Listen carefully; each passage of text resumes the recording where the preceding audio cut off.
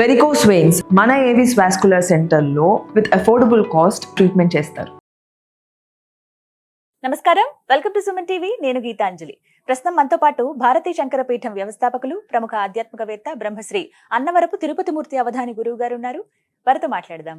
గురుగారు నమస్కారం అండి. ఓం శ్రీ మహాగణాధిపతయే నమః. గురుగారు, చైత్ర పౌర్ణమి చాలా విశేషం అని చెబుతూ ఉంటారండి. ప్రత్యేకించి కొన్ని ప్రాంతాల్లో ఒక్కొక్క విధంగా చేస్తారు. తెలంగాణ ప్రాంతం అంతా కూడా హనుమత్ జయంతి చేస్తారు ఆ రోజు.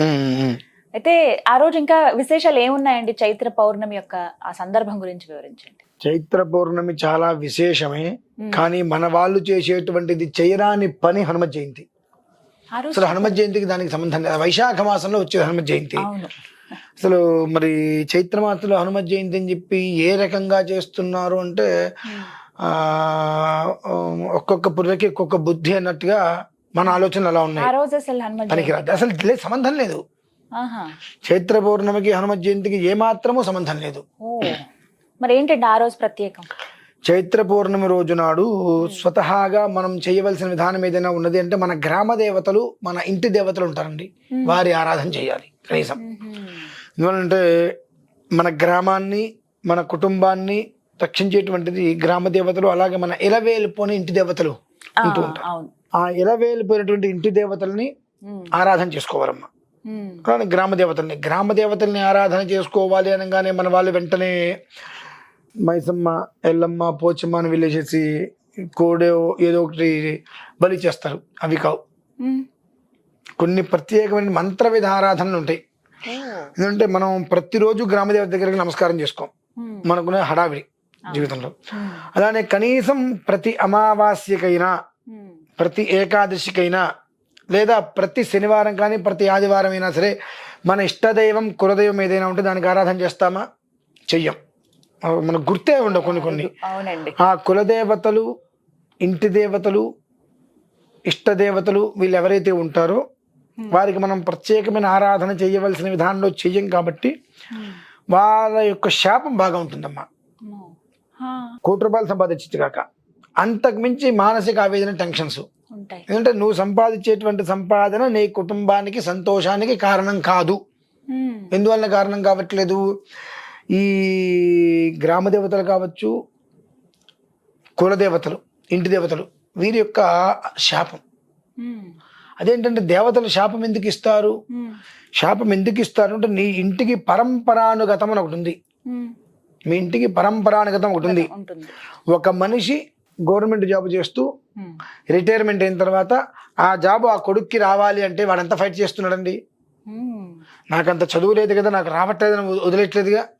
నాన్నది కదా, నాకు వస్తుంది, నాన్నది నాకు రావాలి, నానా తాపత్రయం, దానికోసం ఎంత తాపత్రయపడాలి అంతా పడుతున్నాడు. అలానే అనుజన్మ నుంచి మీ వంశానికి మూల పురుషుడు ఒకటి ఉంటారండి. అందుకనే గోత్రం ఏమిటి, పేరు ఏమిటి అంటే ఆ గోత్రం వచ్చే ఋషులను బట్టి అసలు వీళ్ళ ఇంటి దేవత ఎవరు అలా తెలుసుకోవచ్చమ్మా.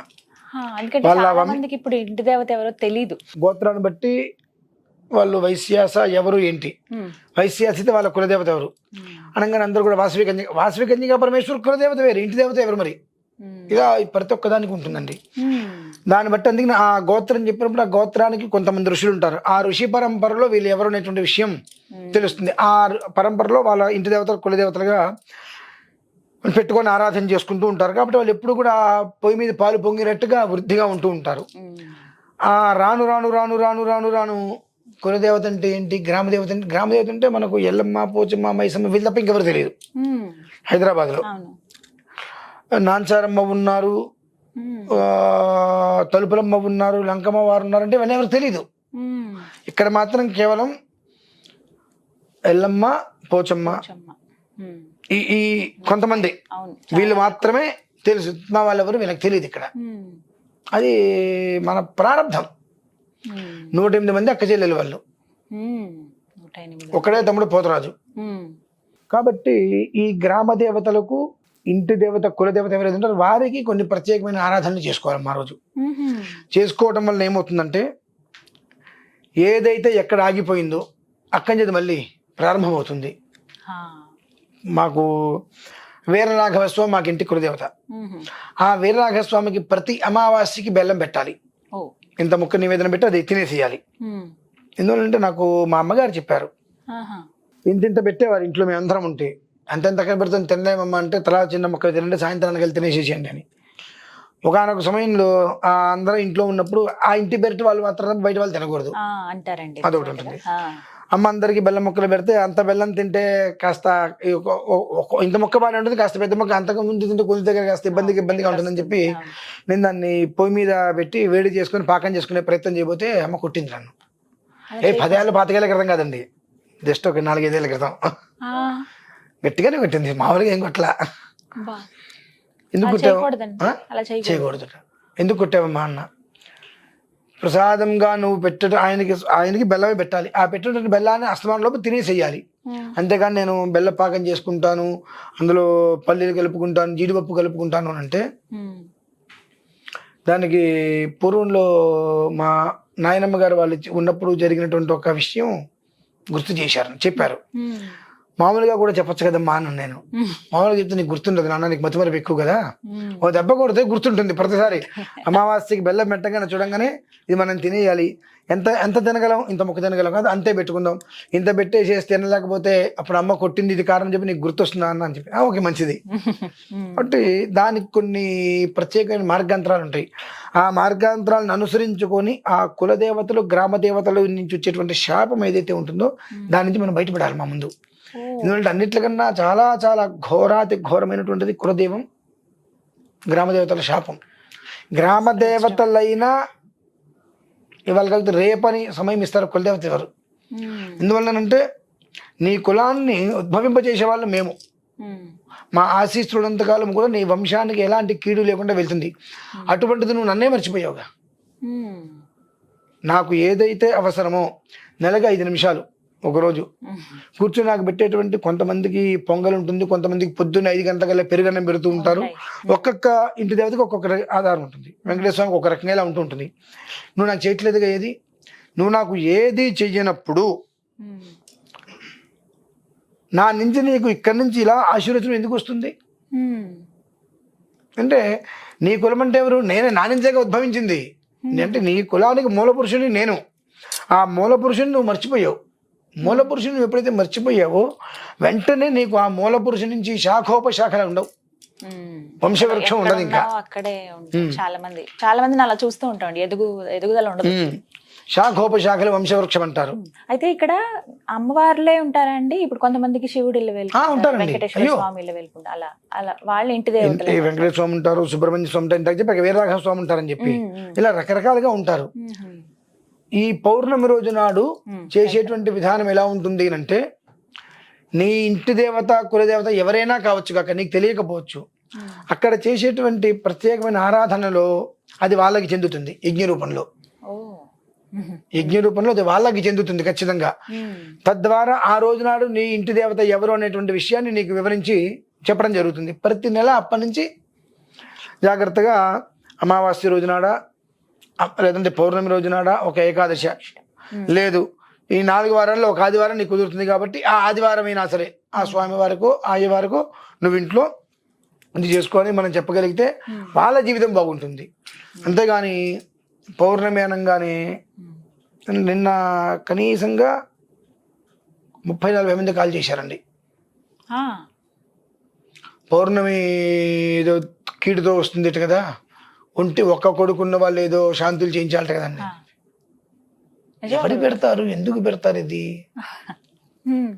కారణాలు ఏంటి, ఏ రకంగా పెడతారు? అటువంటి కీడు అనేటువంటిది ఎప్పుడో ఒకసారి వస్తుంది. వచ్చినప్పుడు మనం వస్త్రములు ఇవ్వాలి. అది 12 ఏళ్ళకో 13 ఏళ్ళకో ఒకసారి వస్తూ ఉంటుంది. ఎప్పుడు పడితే అప్పుడు ఒక కొడుకున్న వాళ్ళు ఇలా చేయాలి, 2 కూతురున్న వాళ్ళు ఇలా చేయాలి అనేటువంటిది ఎక్కడ ఛందోబద్ధంగా. దాని గురించి 30-40 మంది అడిగారు, గురుగారు పౌర్ణమికి ఇట్లా ఏదో కీడు ఉంది దాన్ని. పౌర్ణమికి కీడేమిటయ్యా, అసలు అమావాస్యే కీడు కాదు, పౌర్ణమి ఎందుకు కీడు అవుతుంది? లేదు నాన్న అంటే, లేదండి నేను విన్నానండి ఇలా చెప్పారండి, ఒక్క కొడుకున్న వాళ్ళు ఇలా చేయాలండి అంటే, మీరు చేసుకుంటే అడగద్దు, అవసరం లేదు, సంబంధం లేదు.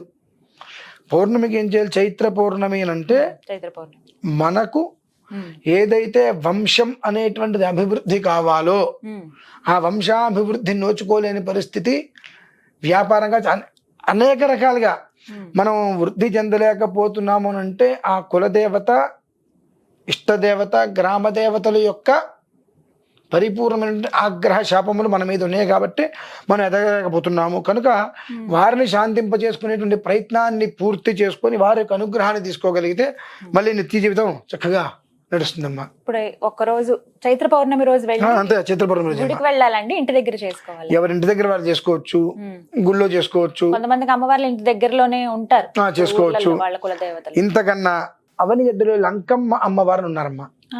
లంకమ్మ. ఆ చైత్ర పౌర్ణమి రోజు నాడు ఆవిడికి సంబరం చేస్తారు. ఏమాత్రం అవకాశం ఉన్నా ఆ 3 రోజులు అంటే ముందు రోజు, ఆ రోజు, తర్వాత రోజు, చతుర్దశి, పౌర్ణిమ, పాడ్యమి, ఈ 3 రోజుల్లో ఏదో ఒక రోజు వెళ్ళి అక్కడ అమ్మవారి దర్శనం చేసుకుని రాగలిగితే సగం పోతాయి. అంటే ఆవిడ గ్రామదేవతమ్మ, లంకమ్మ అమ్మవారు. నాకు ఊహ తెలిసి ఆ ఊరిలో ఎవరు ఊరు దాటి బయటికి వెళ్తున్నా అమ్మవారికి ప్రదక్షిణ చేసి వెళ్తారు. ఊరిలోకి రాగానే ఆవిడికి ప్రదక్షిణం చేసి ఇంటికి వస్తారు. అంతగా కాపాడుతుంది అనేటువంటిది అందరికి బాగా నమ్మకం. చూసాం మేము ప్రత్యక్షంగా దగ్గరుండి. కాబట్టి ఆవిడికి ఒక ప్రదక్షిణ చేసుకుని నమస్కారం చేసుకుని రాగలిగితే సగం దోషాలు పోతాయి. అవనిగడ్డ లంకమ్మ అమ్మవారు.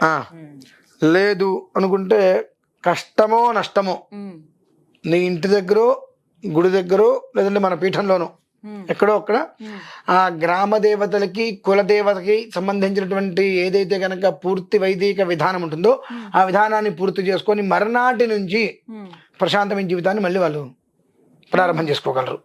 అంతేనమ్మా.